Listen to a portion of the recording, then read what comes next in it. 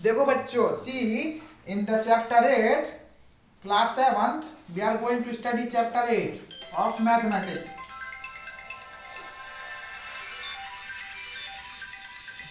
चलिए देखिए, अब हम शुरू कर रहे हैं कंपैरिजन ऑफ क्वांटिटीज या राशियों की तुलना।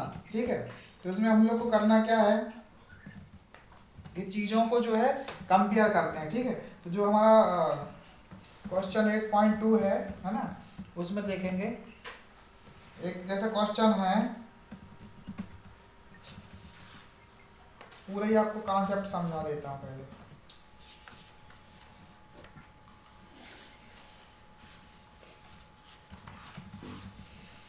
कि जैसे देखिए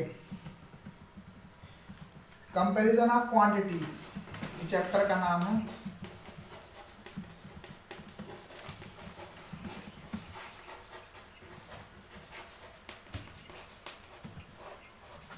ये मैं ऐसा पढ़ाऊंगा कि हिंदी मीडियम वालों को भी समझ में आएगा और इंग्लिश मीडियम वालों को भी समझ में आएगा। इसको हिंदी में बोलते हैं राशियों की तुलना। राशियों की तुलना, ठीक है। तो अब ये राशि क्या होती है, सबसे पहले तो अपन यही समझे। ऐसा तो नहीं है कोई भाई मकर राशि, कुंभ राशि, वृश्चिक राशि, ऐसी वाली राशि नहीं है। राशि का मतलब होता है कोई भी क्वांटिटी। अभी क्वांटिटी क्या है? गुण। जैसे लंबाई, ये एक राशि हो गई, ठीक है ना। आपका वजन, ये आपका एक गुण हो गया, ठीक है। तो इनकी तुलना करेंगे हम लोग इस चैप्टर में।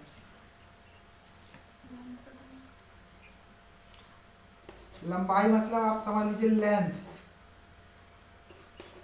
वजन को आप समझ लीजिए वेट, ठीक है।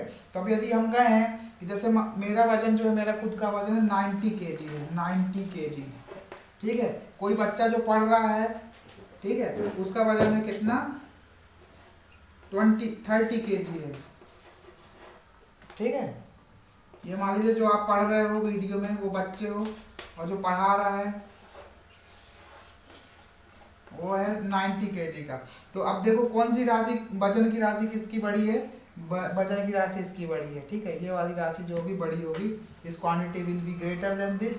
तब हमको ये कंपेयर करना है कि कितनी बड़ी है, तो हम इनको कंपेयर करेंगे 30/90।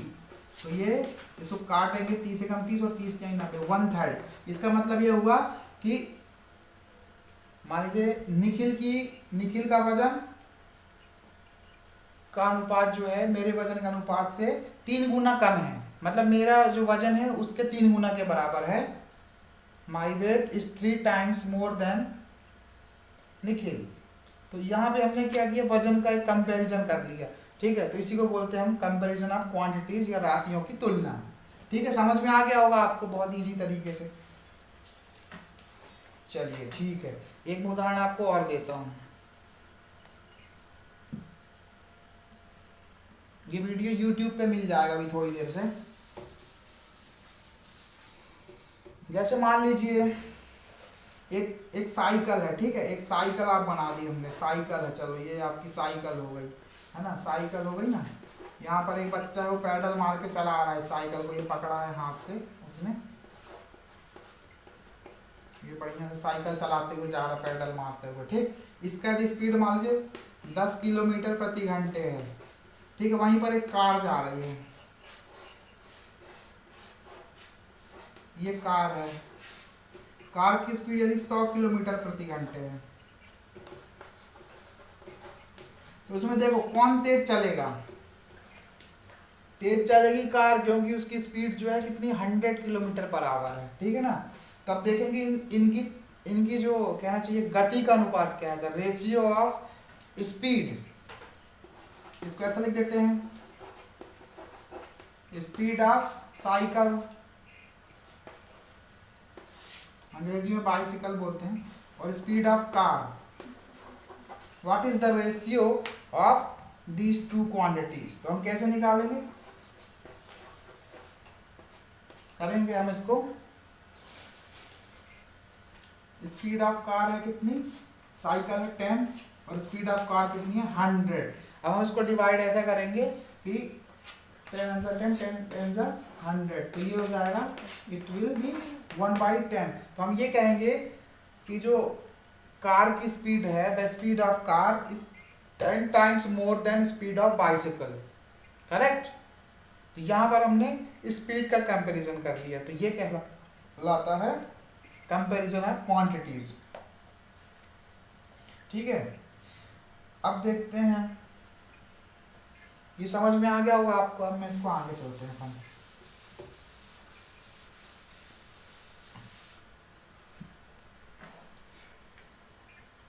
अब यहां पे देखते हैं तुल्य अनुपात, इक्वल रेशियो, इक्वल रेशियो, तुल्य अनुपात। अभी इक्वल रेशियो या तुल्य अनुपात क्या है, देखिए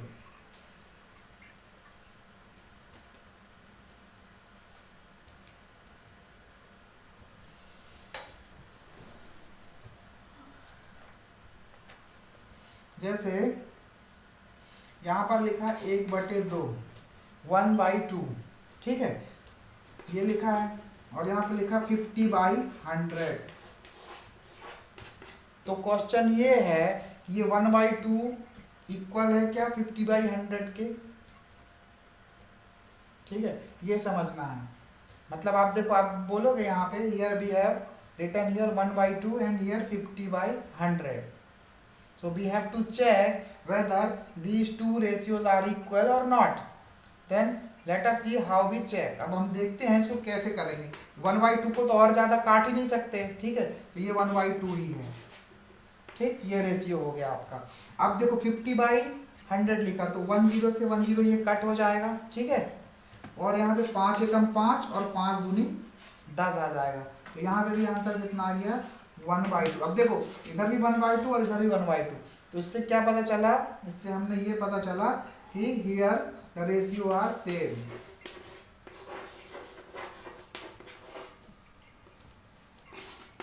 सेम रेशियो, 1:2, मतलब 1/2 और 50/100 या 50/100 दे आर इक्वल, इसको बोलते हैं हम तुल्य अनुपात, ठीक है। जो क्लास 5वीं वाले हैं वो लोग के लिए भी अलग से पढ़ा देंगे, उनको भी, वो लोग भी समझ ले चीजों को जरा,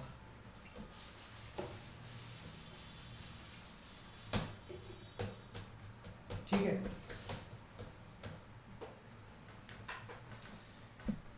लोग बाहर से टाइपिंग मारते हैं फटाफट। अब देखिए एक हम लोग प्रश्न करते हैं, ठीक है, प्रश्नावली जो है 8.1 है, 8.2 हम लोग पहले कर चुके हैं, हम 8.1 पढ़ते हैं।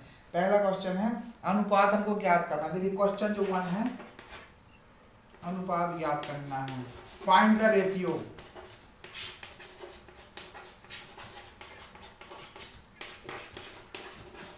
इंग्लिश मीडियम वालों में लिखा होगा फाइंड द रेशियो, हिंदी वालों में होगा अनुपात ज्ञात करो, सेम टू सेम है। देखिए पहला क्वेश्चन है, पहले का पहला क्वेश्चन है, कहता है ₹5 का 50 पैसे से, ₹5 है आपके पास, का अनुपात आपको ज्ञात करना है 50 पैसे से, रुपए नहीं पैसे, है ना। बच्चों को पता है या पैसे क्या होते हैं, पैसे और रुपए में कितना फर्क होता है, बताइए बड़ा कौन होता है, रुपए बड़ा होता है कि पैसे बड़े होते हैं। पैसे बड़े नहीं होते, रुपए बड़े होते हैं, ठीक है। देखो 100 पैसे का जो होता है आपका 1 रुपया होता है, 1 रुपया, 1 रुपया का सिक्का नहीं देखते आप, उसमें 100 पैसे के बराबर है, ठीक। तो अब ये हमसे बोल रहे हैं कि 5 रुपए का 50 पैसे से निकालो, तो आपको सबसे पहले चीज ये याद रखनी है, first thing that you have to remember the unit of both the quantity should be same, मतलब दोनों राशियों का यूनिट जो है सेम होना चाहिए। अब देखो यहाँ पे पैसे लिखा है, यहाँ पे रुपए लिखा है, तो इनकी तुलना नहीं हो पाएगी, ठीक है ना। तो इसके लिए हमको क्या करना होगा, सबसे पहले we have to make the unit same, इन दोनों राशियों की यूनिट को सेम करना है। तब आपको ये पता है, क्या पता है कि भैया 1 रुपया में 100 पैसे होते हैं, 1 रुपया equals to 1 rupees equals to 100 पैसा। अब यहाँ कितने रुपया लिखा है? 5 रुपया लिखा है। तो 5 रुपया को आप पैसे में बदलो, कितने पैसे हो जाएंगे भाई? 1 रुपए में 100 पैसे, तो 5 रुपए में कितने पैसे? सीधा गणित है, 500 पैसे। 500 पैसे, ये आपको समझ में आ गया होगा, ठीक। और ये एक राशि हुई, और दूसरी राशि क्या है? 50 पैसे। ये पहली राशि है, दिस इज फर्स्ट। और जो सेकंड है वो क्या है? 50 पैसे। अब हमको क्या करना है? अनुपात निकालना, पहली राशि का दूसरी राशि से अनुपात निकालना है। तो कैसे निकालते हैं अनुपात? देखो अनुपात ऐसे निकालते हैं, फर्स्ट ऑब्लिक सेकंड। पहली क्या थी? 500 थी, 5 रुपया, लेकिन हमने इसको कन्वर्ट कर लिया इसमें, पैसे में कन्वर्ट कर लिया। ये पैसे लिख दो, चलो आपको भूले नहीं भाई। और यहाँ 50 पैसे तो लिखा ही है। अब देखो अनुपात जब भी आप निकालोगे तो यूनिट होगी ना, यूनिट जो है यूनिट से यूनिट कट जाएगी, इसलिए कहते हैं कि अनुपात का कोई भी रेशियो नहीं होता है। तो अब देखो 50 का पहाड़ा ऐसा पढ़ोगी 500 जाए, 50 से कम 50 और 50 दाम 500, तो क्या आ गया? 10/1। ये आपका पहला उत्तर आ गया कि जिसका जो रेशियो है वो 10/1 है, करेक्ट। अब हम चलते हैं दूसरे क्वेश्चन की तरफ। ये सब आप लोग को समझ में आएगा धीरे धीरे। अब दूसरा प्रश्न है, बोलते हैं कि 15 kg का 210 ग्राम से निकालना है हमको। यहाँ पे देखो फिर से यूनिट चेंज कर दी, 15 kg का अनुपात निकालना है 210 ग्राम से। अब आप मुझे एक चीज बताओ, ये 15 किलो बड़ा होता है कि 210 ग्राम बड़ा होता है? बताओ। अरे भाई इधर तो 210 ग्राम लिखा है, 210 लिखा है ना, इधर तो 15 ही लिखा है। बताओ बच्चे, भले 210 है लेकिन इसकी यूनिट क्या है? छोटी यूनिट है ना। 10 ग्राम लिखा, ग्राम है, तो इसको हम पहले सबसे पहले यूनिट इक्वल कर लेंगे। यहाँ देखो किलो है और यहाँ ग्राम है, तो दोनों की कंपेयर करने के लिए जो है, हमको नहीं पता भाई क्या करना है। आप सबसे पहले क्या करो कि इन दोनों की यूनिट सेम कर लो, सबसे पहला नियम जो है ना।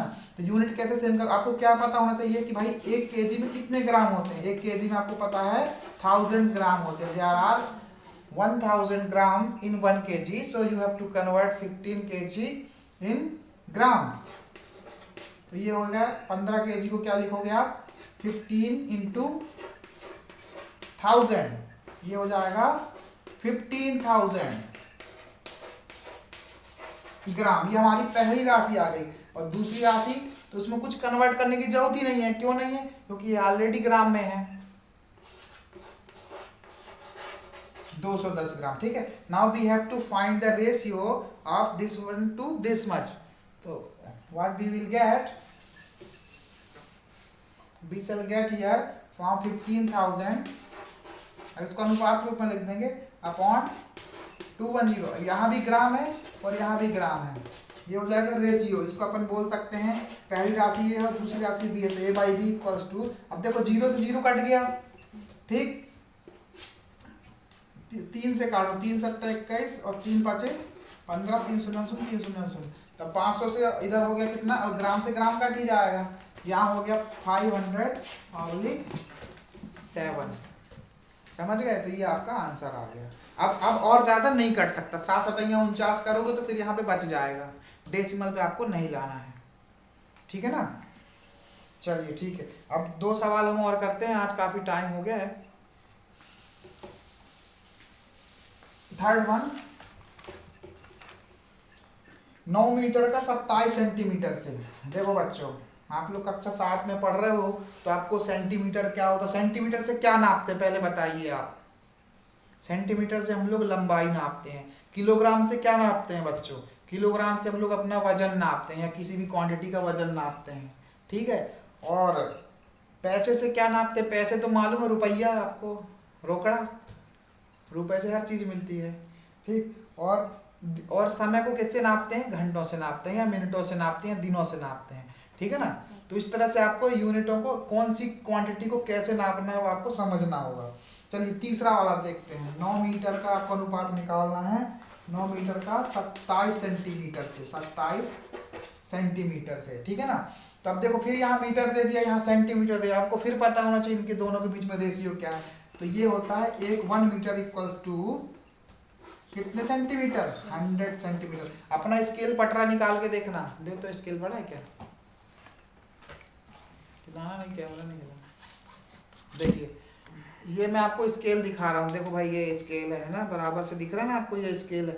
यहाँ पे क्या लिखा हुआ है, यहाँ से 1 से शुरू हो रही गिनती, 1 2 3 4 5 6 7 8 9 10 11 30, ये 30 सेंटीमीटर का स्केल है, आप देख लो 30 सेंटीमीटर। ऐसे 3 स्केल जब मिलेंगे, मतलब देखो मैं अपना ब्लैक बोर्ड नापता हूँ अगर, तो यहाँ से यहाँ तक 30 सेंटीमीटर हुआ,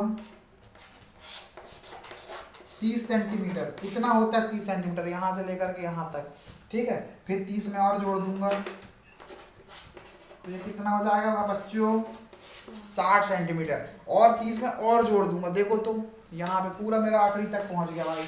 ये जितना बड़ा यहाँ से लेकर के यहाँ तक का पूरा ब्लैक बोर्ड है वो है 30 30 30 और 30, तो ऐसे करके 100 सेंटीमीटर जब होते हैं तो वो होता है 1 मीटर। आप समझ गए बच्चों कि सेंटीमीटर कितना होता है। अब आप एक काम करना कि अपने स्केल होगा ना आपके घर में, तो अपनी ऊंचाई नाप के मुझे बता देना कमेंट बॉक्स में लिख के कि कितनी कितनी आपकी ऊंचाई है, ठीक है। चलो 100 सेंटीमीटर में 1 मीटर के बराबर होता है। चलो अब हम इसका अनुपात निकालते हैं, ये मैं मिटा दे रहा हूँ, समझ गए हो गए। देखो गणित में सबसे जरूरी है समझना जरूरी है, ठीक है। प्रश्न के उत्तर और परीक्षा में क्या आता है वो सब आता जाता रहता है, आपको समझना मेन जरूरी है। अब 9 मीटर है, तो 9 मीटर में कितने सेंटीमीटर हो जाएंगे मुझे बताओ। 1 मीटर में in 1 metre there are 100 centimetre, so in 9 metres there will be 900 centimetre, correct. ये पहली क्वांटिटी हो गई, और दूसरी क्वांटिटी कितनी है 27 सेंटीमीटर। ये हम आप बातें कर देंगे, a इक्वल्स टू 9 और b इक्वल्स टू 27, तो a upon b equals to 900 upon 27 centimetre. अभी सेंटीमीटर सेंटीमीटर कट गया। अब आप इसको काट सकते हो क्या, देखो कैसे काटते हैं। यहाँ लिखा 27, यहाँ लिखा 900, 3 नाम 27 और 3 एक 3 3 9, 300 9 300। अब यहाँ हो गया 300 और यहाँ हो गया 9। मैं एक बार फिर से लिख देता हूँ, अच्छे से दिखे आपको। भाग दे रहे हैं हम लोग, सिंपल भाग कर रहे हैं ना, जैसे अपन लोग डिवाइड करते हैं वही कर रहे हैं। फिर 3 से कट जाएगा, 3 3 9 और ये 100। अब यहाँ पर क्या आ गया 100/3। अब तो कटेगा ही नहीं है ना, तो ये आपका हो गया रेशियो हो गया, ठीक। ये वीडियो पूरी आपको जो आज हम लोग पढ़ रहे हैं यूट्यूब पे मिल जाएगी, और एक आज ऐप भी बना लिया है, वो आप ऐप की लिंक भी मैं डाल दूंगा, सब्सक्राइब कर लेना। तो उससे जो है आपका ऐप में मेरी पूरी वीडियो एक जगह ही दिख जाएंगी, नहीं तो यूट्यूब में दुनिया भर की वीडियो दिखती रहती है। अब हम लोग आखिरी सवाल करते हैं आज का, ठीक है ना, इस वीडियो का, फिर कल अपन कर लेंगे। 30 दिनों का 36 घंटों से। अब हमको अनुपात क्या निकालना है, कोशिश आप लोग भी करो, चलो आप लोग इतने देर से समझ रहे हो ना, कोशिश आप लोग भी करो। 13 डेज टू 36 आवर्स या 36 घंटों से, ठीक है। अब देखो, अब एक दिन में कितने घंटे होते हैं बताओ आप, ये तो आपको पता होगा ना।